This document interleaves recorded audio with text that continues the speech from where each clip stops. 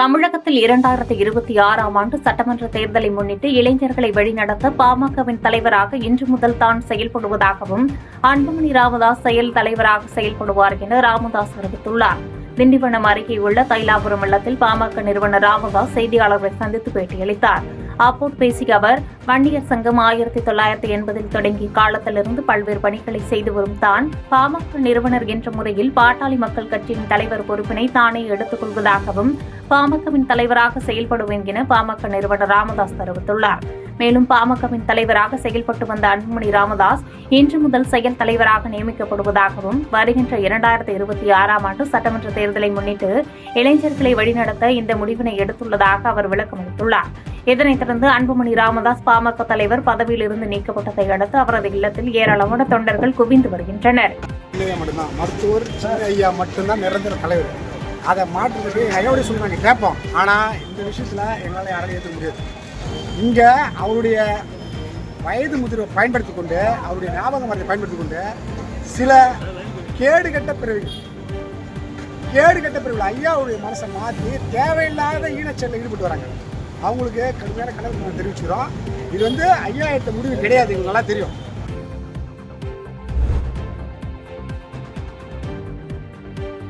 கிணத்துக்கடவு அருகே தனியார் பள்ளியில் பூப்படைந்த மாணவியை வெளியில் அமர வைத்து தேர்வு எழுத வைத்த சம்பவத்தின் விசாரணை நிறைவடைந்துள்ளது.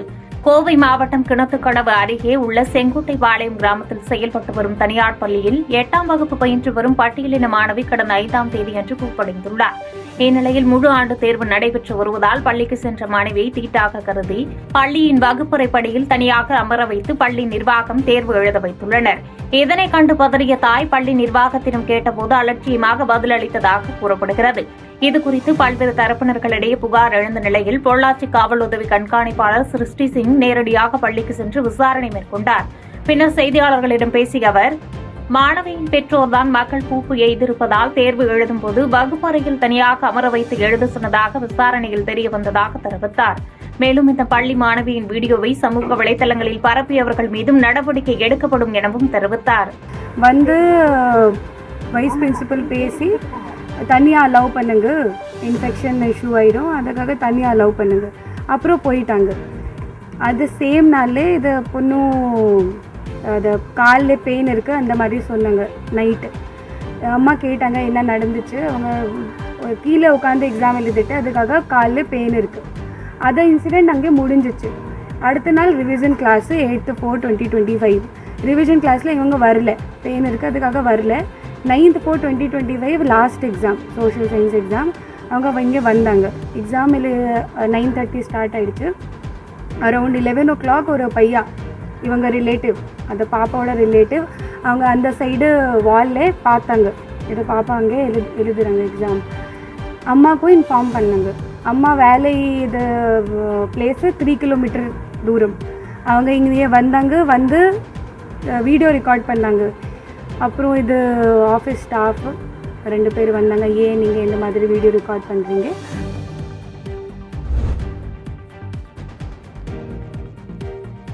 வருகின்ற 2026ஆம் ஆண்டு சட்டப்பேரவைத் தேர்தலில் திமுக கூட்டணி 200 தொகுதிகளுக்கு மேல் மிகப்பெரிய வெற்றியை பெறும் என்று அமைச்சர் முத்துசாமி தெரிவித்துள்ளார்.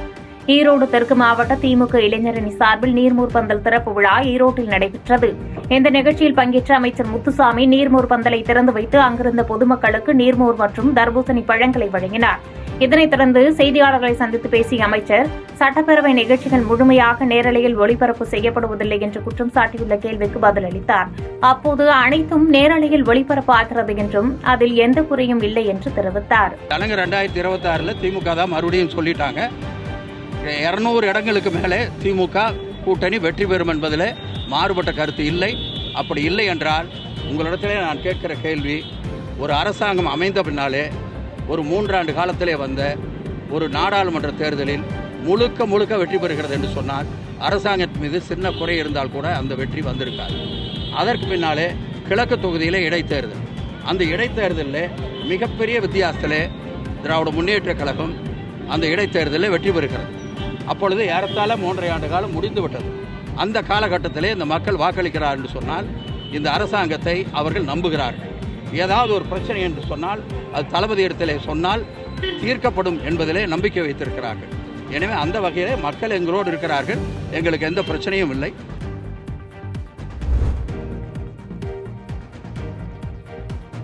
தென்காசியில் அமைச்சர் பங்கேற்கும் நிகழ்ச்சியில் 10,000 பணம் வசூலிப்பதாக வந்த செய்தி குறித்து விசாரணை செய்ய சொல்லியிருப்பதாக அமைச்சர் மா சுப்பிரமணியன் தெரிவித்துள்ளார். கன்னியாகுமரியில் பல்வேறு நிகழ்ச்சிகளில் கலந்து கொள்வதற்காக சுகாதாரத்துறை அமைச்சர் மா சுப்பிரமணியன் சென்னையிலிருந்து விமானம் மூலம் தூத்துக்குடிக்கு வருகை புரிந்தார். அப்போது தென்காசியில் அமைச்சர் கலந்து கொள்ளும் நிகழ்ச்சிக்கு மருத்துவரிடம் 10,000 ரூபாய் கேட்பதாக ஒரு ஆடியோ வெளியானது குறித்த செய்தியாளர்களின் கேள்விக்கு பதிலளித்த அமைச்சர் 10,000 ரூபாய் வேண்டும் என்று கூறிய மருத்துவர் யார் என்று கண்டுபிடிக்க சென்னையிலிருந்து ஜாயின்ட் டைரக்டர் பொது சுகாதாரம் மூலம் ஆய்வு செய்ய அறிவுறுத்தியுள்ளதாக தெரிவித்தார். மேலும் மருத்துவர் குரல் யார், உண்மைதானா வசூல் செய்யப்பட்டது என்று விசாரணை செய்ய சொல்லியிருப்பதாகவும் தெரிவித்தார். தென்காசியில நாளைக்கு போறதா இருந்த இலத்தூர்ங்கிற இடத்துல ஒரு 15 கட்டிடங்கள் கட்ட வேண்டியிருந்தது. அந்த இடத்துல யாரோ ஒரு மருத்துவர் இந்த மாதிரி நாளைக்கு ஏதோ ஒரு பங்குனி உத்தரம் ஏதோ ஒரு நிகழ்ச்சி, இந்த மாதிரியான நேரத்திலையும் கூட எங்களை வேலைக்கு வர சொல்றாங்கன்ற மாதிரி ஒரு செய்தியும், ஒரு பிளாக்குக்கு ஒரு 5-6 பிஹெச்சிலாம் இருக்கும், எங்களுக்கு ஒரு 10,000 ரூபாய் டார்கெட் ஃபிக்ஸ் பண்ணி பணம் கேட்டிருக்காங்கன்ற மாதிரியும் ஒரு வாய்ஸ் போட்டிருந்தாங்க. அது ஒரு ஊடகத்தில் வந்தது. உடனடியாக நேற்றுக்கு மாலையே அந்த ஒரு ஜேடியை ஃபிக்ஸ் பண்ணி சென்னையிலிருந்து அந்த ஜேடி ஜாயின்ட் டைரக்டர் பொது சுகாதாரம் ஆய்வுக்கு போயிருக்கார். அந்த மருத்துவர் குரல் யாரோட குரல், அது உண்மைதானா, வசூல் கேட்டது உண்மைதானாங்கிறத விசாரிக்க சொல்லியிருக்கிறோம். விசாரித்து உண்மைன்னு சொன்னால் அது யாராக இருந்தாலும் எவ்வளவு பெரிய உயர் பொறுப்பில் இருந்தாலும் இன்று மாலைக்குள் நடவடிக்கை எடுக்கப்படும். இப்போ போய் விசாரிச்சுட்டு இருக்கிறாங்க.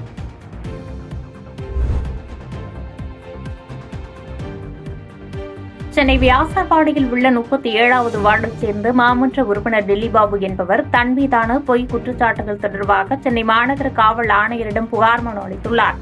தமிழ்நாடு காங்கிரஸ் கமிட்டியின் வடசென்னை மேற்கு மாவட்ட தலைவராகவும் சென்னை மாநகராட்சியின் 37வது வார்டு மாமன்ற உறுப்பினராகவும் டில்லிபாபு என்பவர் பணியாற்றி வருகிறார். இந்நிலையில் சவுக்கு சங்கர் என்பவர் கடந்த 6ஆம் தேதி தனியார் யூடியூப் சேனலில் வெளியிட்ட வீடியோவில் டில்லிபாபு அவர்களை இழிவுபடுத்தும் வகையில் பொய் குற்றச்சாட்டுகளை முன்வைத்துள்ளார். இதனை கண்டித்துள்ள டில்லிபாபு சம்பந்தப்பட்ட யூடியூப் சேனல் மீதும் சவுக்கு சங்கர் மீதும் சட்டப்பூர்வ நடவடிக்கை எடுக்க வேண்டும் என்று காவல் ஆணையரிடம் முறையிட்டுள்ளார். என்ன சம்பந்தப்பட்டு 37ஆம் வார்டு கவுன்சிலர் டில்லிபாபு தான் இந்த ஏற்பாடு பண்ணிருக்காரு. அனுக்கரமா சொல்றாரு. எதை அடிப்படையில சொல்றாருன்னு அவர் ஆதாரம் காவல்துறை கிட்ட கொடுத்தோம், அவங்க விசாரிப்பாங்க. காவல்துறை கிட்ட கொடுத்தோம். அவரு அந்த மாதிரி காவல்துறை விசாரிக்கும் பொழுது இல்லைன்னா பகிரங்கமா மன்னிப்பு கேட்கணும். எந்த எந்த யூடியூப் சேனல்ல அவரு அந்த செய்தியை தவறான அவதூறு சொன்னாரோ மன்னிப்பு கேட்கணும். என்னுடைய பிரதான கோரிக்கை. ஏன்னா என்னுடைய வார்டு மக்கள் என்னை நம்பிக்கையின் அடிப்படையில தேர்ந்தெடுத்திருக்காங்க. அவங்களுக்கு தேவையான விஷயங்களை இன்னைக்கு வரைக்கும் தினந்தோறும் களப்பணியில சென்று அவங்களுடைய தேவைகளை பூர்த்தி செய்து வருகிறேன்.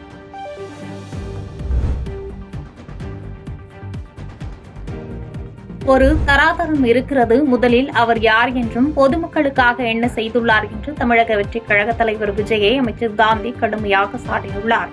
சென்னை கொளத்தூர் மேற்கு பகுதியான செங்கல்வராயன் தெரு மற்றும் GKM காலனி உள்ளிட்ட இடங்களில் நடைபெற்ற அன்னம் தரும் அமுதக்கரங்கள் நிகழ்ச்சியில் அமைச்சர்கள் சேகர் பாபு மற்றும் காந்தி உள்ளிட்டோர் கலந்து கொண்டு பொதுமக்களுக்கு அன்னதான உணவுகளை வழங்கினர். மேலும் இந்நிகழ்வில் வடசென்னை நாடாளுமன்ற உறுப்பினர் கலாநிதி வீராசாமி உள்ளிட்டோரும் கலந்து கொண்டு பொதுமக்களுக்கு அன்னதான உணவுகளை வழங்கினர். அதனைத் தொடர்ந்து செய்தியாளர்களை சந்தித்த அமைச்சர் காந்தி நீட் தேர்வு தொடர்பாக நடைபெற்ற அனைத்துக் கட்சி கூட்டம் தொடர்பாக தமிழக வெற்றிக் கழக தலைவர் விஜய் விமர்சனம் செய்தது குறித்தான கேள்விக்கு பதிலளித்தார். ஒரு தராதரம் இருக்கிறது. அவர் ஒரு நல்ல நடிகர், ஆனால் சினிமா வேறு, அரசியல் வேறு என்று தெரிவித்தார். மேலும் அவர் பொதுமக்களுக்காக என்ன செய்துள்ளார் என்றும் கேள்வி எழுப்பினார். ஆட்சிக்கு வந்த பிறகே நம்ம நீட் தேர்வு விவகாரம் தொடர்பாக சட்டம் நிறைவேற்றி ஆளுநருக்கு அனுப்பி இருந்த பொழுது விஜய் என்ன சொல்றாரு பாத்தீங்கன்னா, இதுதான் நீங்க பிரஸ் எல்லாம் அவரு என்ன அது சொல்லுங்க முதல்ல நீங்க கேக்குறீங்க. இத்தனை வருஷமா அவர் நடிச்சிருந்தார், நல்ல நடிகர், அதுல இருந்த பிறகு நம்ம ஃபர்ஸ்ட் கிளாஸ் நடிகர், சூப்பர் என்ன பொதுமக்களுக்காக அவர் பண்ணார் நீங்க சொல்லுங்க.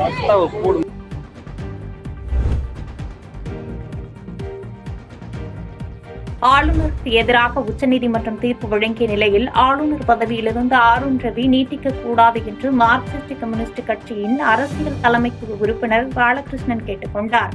சென்னை தலைமைச் செயலகத்தில் முதலமைச்சர் மு க ஸ்டாலினை மார்க்சிஸ்ட் கம்யூனிஸ்ட் கட்சியின் அரசியல் தலைமைக்குழு உறுப்பினர் பாலகிருஷ்ணன் மற்றும் மாநில செயலாளர் சண்முகம் ஆகியோர் இன்று சந்தித்தனர்.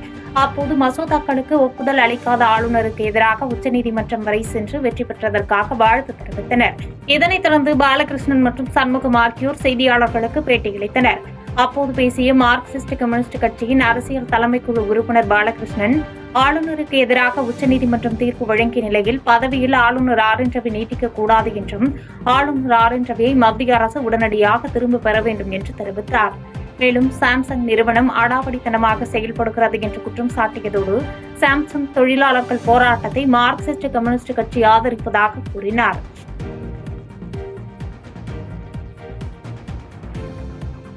பாதகம் செய்பவரை கண்டால் நாம் பயம் கொள்ளலாகாது பாப்பா. மோதி மிதித்துவிடு பாப்பா, அவர் முகத்தில் உமிழ்ந்துவிடு பாப்பா. அண்மை செய்திகளை உடனுக்குடன் தெரிந்து கொள்ள இணைந்திருங்கள் எம் நாடு தொலைக்காட்சியுடன்.